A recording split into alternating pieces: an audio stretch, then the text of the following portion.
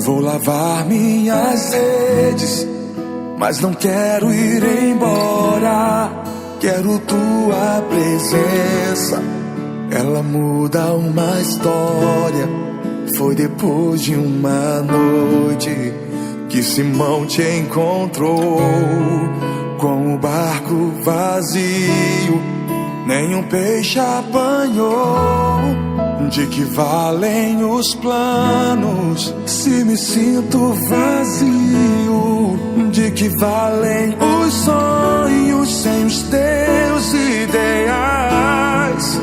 Tudo isso é momento, até quando eu ouvir tua voz me dizendo: lance a rede no mar.